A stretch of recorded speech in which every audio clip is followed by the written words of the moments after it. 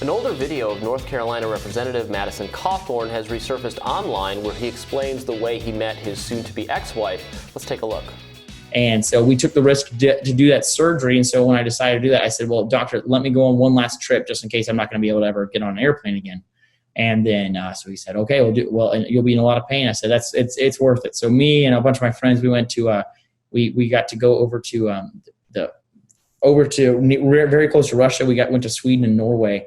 And we had just an incredible vacation. It was great. I was in a lot of pain the whole time, but it was wonderful. But then we got on a boat and went into St. Petersburg in Russia. And, we just decided to take $100 each and go into a casino and see how it went. And, I ended up meeting an American there who was a captain in the Army and who was originally from Miami. And so we hit it off, created a really great relationship, and stayed in contact for about a year and a half until later I was down in Miami for work. And he texted me and said, hey, would you like to come compete in a CrossFit competition? And so I laughed and said, well, Todd, I'm in a wheelchair. I obviously can't do CrossFit. And he said, well, just do the pull-up section. I was like, okay, sounds good. And so I show up. But anyways, it all was a sham. It was a fake CrossFit competition. He just wanted me to put me in the same room with the girl who is eventually going to become my fiance. And so we did, and her and I hit it off, and it's been a magical relationship ever since. The North Carolina Republican recently announced that he and his wife were getting a divorce, citing his job in Congress as part of the reason for the split. In reaction to the video, liberal Twitter was quick to jump to Russiagate conclusions. Cawthorn denounced the, quote, left-wing losers and their Russia-related conspiracy theories, saying they love to slam conspiracy theories. They are the true conspiracy theorists. And, listening to that video, you can almost feel, you can hear the sort of Russiagators, like their ears perking up. They're going, wait, what? Russia? So it's pretty entertaining. Yeah. So Twitter was flooded yesterday with people going, oh, well, this was a Russian operation, with varying degrees of seriousness. I think at least some seriousness. Some people were contemplating whether this is and so evidence. What I asked on Twitter is, what if, without any seriousness at all, I contemplate the possibility that there was some type of honey trap operation going on here, and that I don't care if there was, and that it's hilarious, and that I wish him and his soon-to-be ex well. We do know that there are honey traps. Eric Swalwell, it's a prime example. People can Google that one and learn about that. That actually happened. This doesn't seem to be that, because he wasn't even in Congress at this point.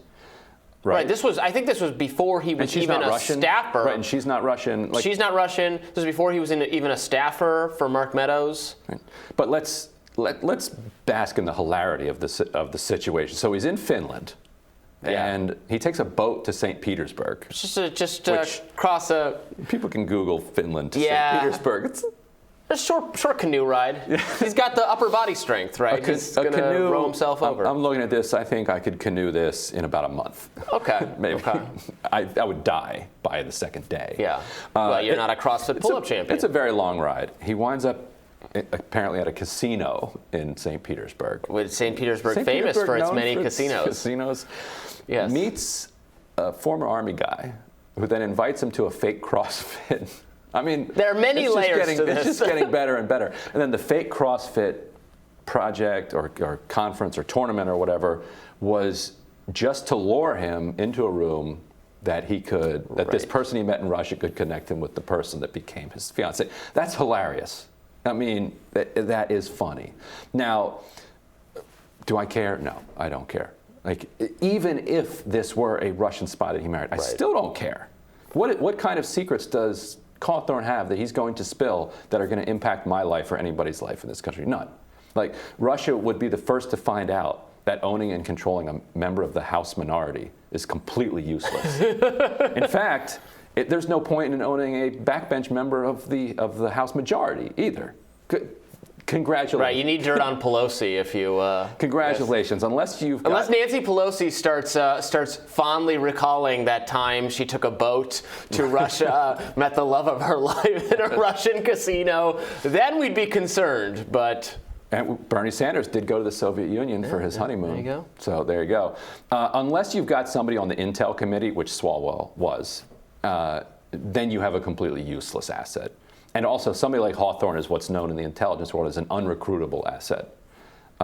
And some intel folks that I know said that when there was all this talk about whether Trump was an asset, he's like, no, he's what we would call an unrecruitable asset, which means they're just completely unreliable. Like the thing about it, if somebody's going to be an asset of yours, you have to be able to give them an order, give them some instructions, and have some confidence that they're going to carry out those instructions. Neither Cawthorn nor Trump fit the profile of somebody that could do that. Yeah. They're going to do whatever they're going to do. There was some earlier reporting. I remember there was a hit piece on him from, I can't remember. It was one of those. I think it was one of those far left, like Gawker descendant sites. Cawthorn, sorry. Cawthorn, right? Anyway, one of those far left, like descendant sites, like Splinter or one of those people, about him. And I think there's plenty to criticize the guy for. What were they going after him for? They were saying, well, he's a Nazi. That's what they were saying. They were the original detail was he has a haircut like Richard Spencer.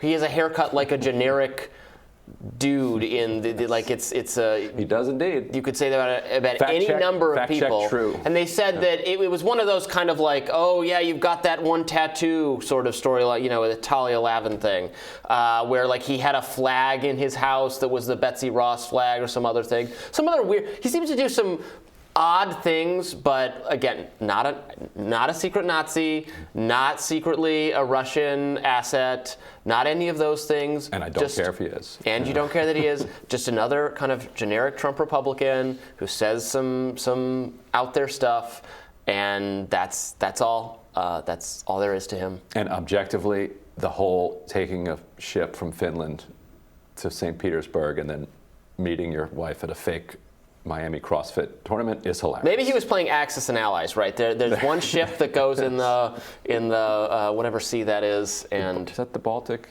It's the Black. Black Sea. What we're is not that? gonna. We were just talking about Jeopardy. We need to get Reggie in here. Our camera folks are saying he's a Jeopardy geography expert for the Jeopardy category. I'm not so good at that one.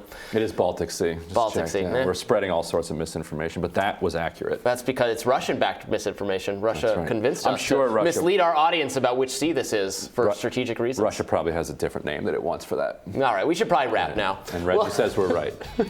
We'll have more Rising after this. Stay with us.